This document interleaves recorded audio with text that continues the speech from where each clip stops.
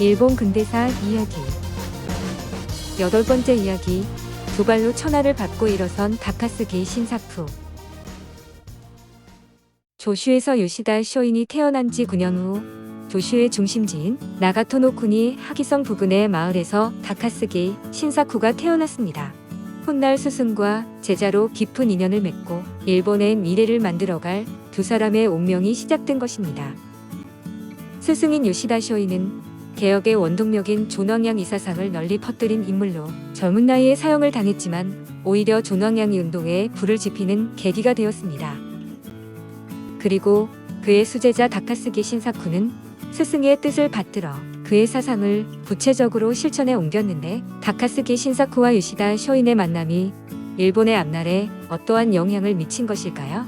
19에서 20세기 초반에 걸쳐 아시아 각국은 시장 개방을 요구하는 서구 열강의 압박에 시달렸습니다. 이런 환경 속에서 아시아 국가들이 제대로 된 근대화를 이루기란 어려워서 대부분 서구 열강의 식민지로 전락하고 말았습니다. 그러나 그중 일본만이 유일하게 근대화에 성공해서 서구 제국주의 열방과 어깨를 나란히 할 정도의 군사력과 경제력을 갖추었습니다. 일본이 이런 쾌거를 이룰 수 있었던 것은 사회개혁이 적절한 시기에 성공을 거둔 덕분인데, 그 바탕에는 정신적으로 끈끈하게 연결된 스승과 제자가 있었습니다. 1839년 9월 말, 자결하던 한여름에 태양도 한풀 꺾이고 하늘이 높고 푸르게 빛나는 어느 날이었습니다. 하기성 아래 마을의 사람들이 삼삼오오 모여앉아 선선한 바람이 불어오는 기분 좋은 가을 날씨를 만끽하며 술잔을 기울이고 있었습니다. 이 마을에 사는 하급 사무라이 다카스기 고추타는 방에 들어가지도 못하고 마당에서 안절부절 못하고 있었습니다. 아내의 고통이 언제쯤 멈출지, 아기는 무사히 태어날지 걱정하며 이제나 저제나 기다리던 그의 귀에 드디어 우렁찬 아기 울음소리가 들렸습니다. 긴 상고 끝에 태어난 아기는 오매불망 기다렸던 아들로 가문을 이을 사내아이가 태어났다는 기쁨에 산파가 나와 아들이 태어났다고 전해줄 때까지 그 자리에 서서 바보처럼 웃기만 했습니다. 고추타는 자신의 아들이 자라서 큰일을 이루고 가문을 빛낼 인재가 되리라고 믿었습니다. 그는 비록 지방의 하급 사무라이 신분이었지만 앞으로 닥쳐올 시대가 혼란스러울 것이라는 것 정도는 느끼고 있었습니다. 아이가 자라서 나라를 위해 큰 역할을 하길 바라는 마음은 부모의 바람이자 충성스러운 선배 무사가 후배에게 거는 희망이었습니다. 다카스기 고추타는 자신의 그러한 희망과 포부, 사명감을 담아 장남을 교육하는데 혼신을 다했습니다. 그런 아버지 밑에서 신사쿠는 어릴 때부터 사무라이 정신을 익혔으며 근본을 잊지 말고 무사로서의 명예와 자긍심을 지켜야 한다는 당부를 귀에 못이 박일 정도로 들으며 자랐습니다. 무사 집안인 다카스기 가문의 장남으로 태어난 신사쿠는 비교적 수준 높은 교육을 받을 수 있었습니다. 그의 아버지는 그를 당시 조슈의 공교육기관으로 최고 권위를 자랑하는 메이린칸에 입학시켰고 1857년에는 다시 요시다 쇼인의 문화로 들여보냈습니다. 당시 요시다 쇼인은 선진적 군사 지식을 갖춘 인물로 유명했기 때문이었습니다. 그러나 신사쿠가 쇼인의 문화로 들어가서 배운 것은 신식 군사에 관한 지식 이상이었습니다. 쇼카 손주쿠에 다니는 동안 스승 요시다 쇼인의 인품에 반한 신사쿠는 그의 반바쿠 정서에 깊이 공감했습니다.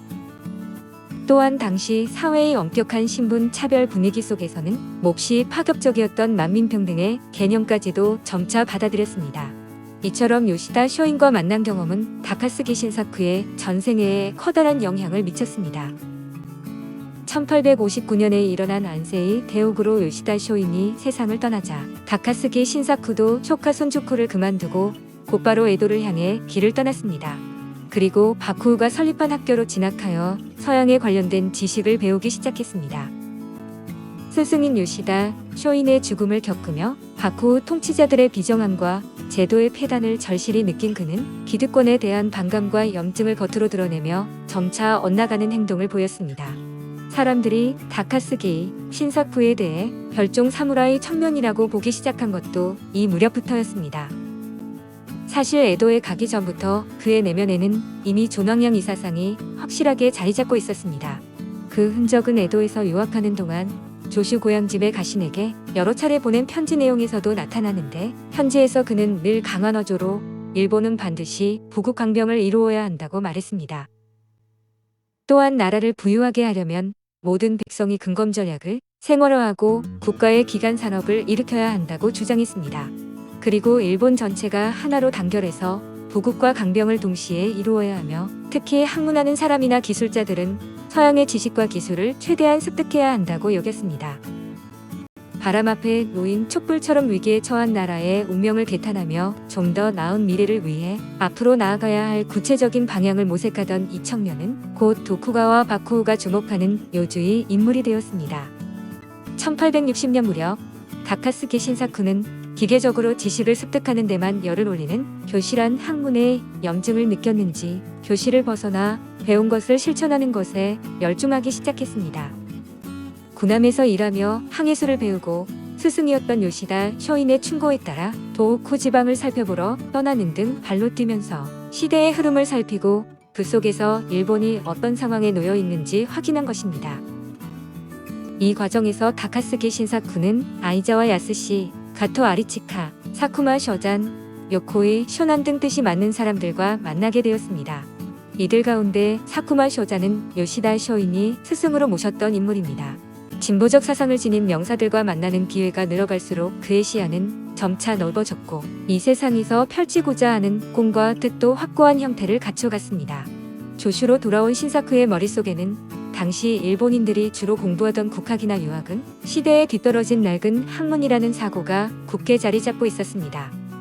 그는 자신이 보고 느낀 바를 근거로 실용적 학문의 중요성과 필요성을 강조하기 시작했으며 이 무렵부터 신사쿠는 서양의 자본주의 사상에도 관심을 보였습니다. 도호쿠 지방을 둘러보고 돌아온 다카스기 신사쿠는 메이린칸에서 학생들을 가르치기 시작했습니다. 그는 남다른 총명함과 대담한 성격으로 유명해져서 조슈 한슈의 아들까지 그에게 관심을 보였습니다. 한슈의 아들은 다카스기 신사쿠를 아주 마음에 들어하며 에도에 있는 조슈안 소유 저택을 관리하는 직책에 강력히 추천하는 등 호의를 보였습니다. 그러던 중 조슈안의 해외 시찰에 다카스기 신사쿠가 동행하는 절호의 기회가 찾아왔습니다. 출발은 이듬해인 1862년으로 신사쿠가 따라갈 나라는 중국이었는데 당시 중국 대륙은 태평천국 운동과 반청 운동으로 청왕조 타도의 열기가 한참 고조되어 있었습니다. 중국 내부는 몹시 혼란스러운 상황이었으나 신사쿠는 이곳에서 앞으로 일본이 나아갈 길에 대해 여러 가지 깨달음을 얻어갈 수 있었습니다. 동시에 영국과 미국, 프랑스와 같은 나라가 최강 대국으로서 세계를 주름잡을 수 있는 것은 다른 무엇보다도 그들이 지닌 우수한 최신 무기 덕분 때문이라는 사실도 절실히 깨달았습니다. 9번째 이야기, 멋대로 군함 구입 계약을 체결한 다카스기 신사쿠로 이어집니다.